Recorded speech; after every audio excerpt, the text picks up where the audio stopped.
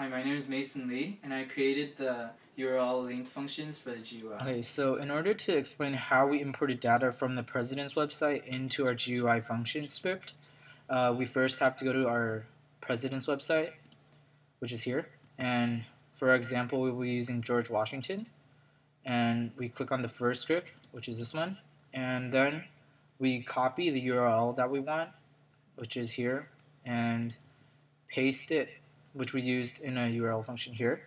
And for here, we define the variable f with URL read function of our link, and we set this as the variable f. And however, because we're using the URL function, MATLAB reads the script of the entire web page and not just the initial speech, which is only the part that we want. So in order to find that part, we found a specific line which comes before the beginning of the actual speech. We use the regular expression function to find the last index of where it exists in the text. So in order to do that, we searched in our f-string this line, which comes right before the text that we want, and we set it for the indice, and we set that as P1. So P1 would be our indice where we want our actual text to start.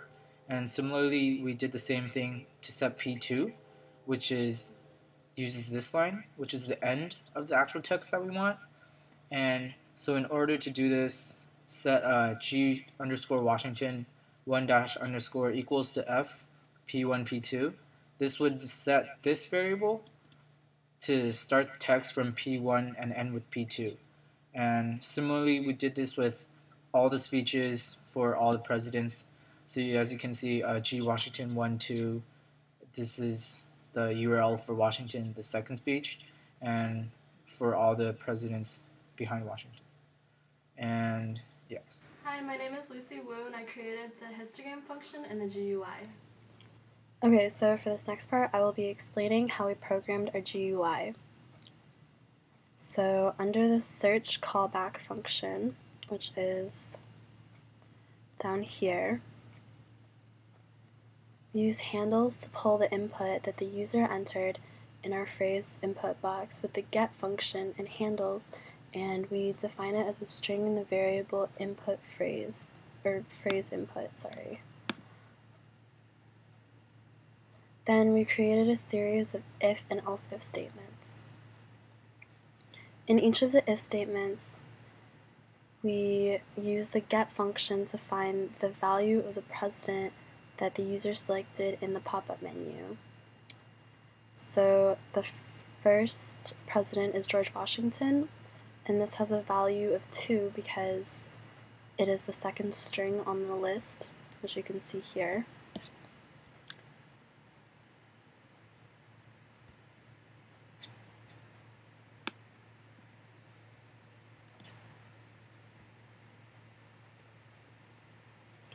And inside the first if statement, we write code to determine whether or not the value of the desired president is 2.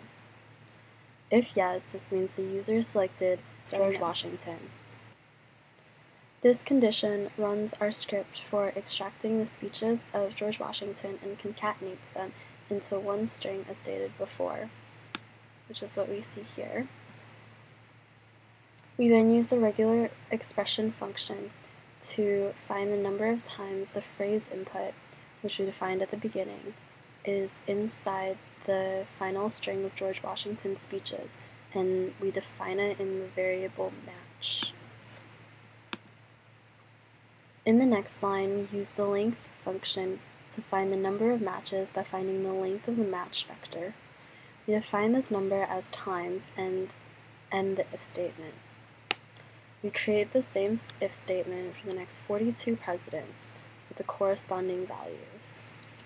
At the bottom of the search function, we use the set command to put the number of times we had matches in our output box, tags as P1 underscore answer.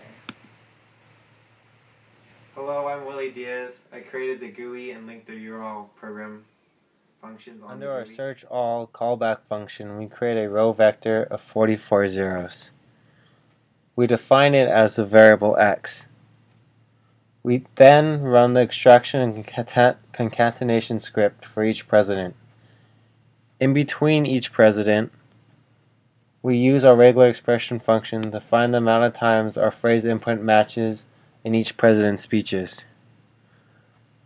We define the amount of matches on our X chronologically corresponding to each president. For example, George Washington's amount of matches was defined as the first value on our X row vector. After the script runs, we are left with the X row vector with 44 values representing the amount of matches for each president in chronological order. After all these running the concatenation for all the presidents and finding all their values corresponding to the amount of matches of the n-gram, we then create a histogram that pops up within our search callback function. We use a bar command and use it in histogram style, giving it the appropriate labels for the title, the Y label, the X label, and the tick marks. And for each tick mark we give the appropriate name of the president in chronological order. And now running our program, we prompt the user to enter the n-gram, the people, for example. We can choose an individual president and press search selection to find the amount of time that n-gram is in the speech of that specific president of all their State of Union addresses. For this they have said only the people 9 times. However, if we want to search all of it, we press the search all button. Program. We prompt the user to enter the n-gram, the people, for example. We can choose an individual president and press search selection to find the amount of time that n-gram is in the speech of that specific president of all their State of Union addresses. For this they have said only the people 9 times. However, if we want to search all of it, we press the search all button.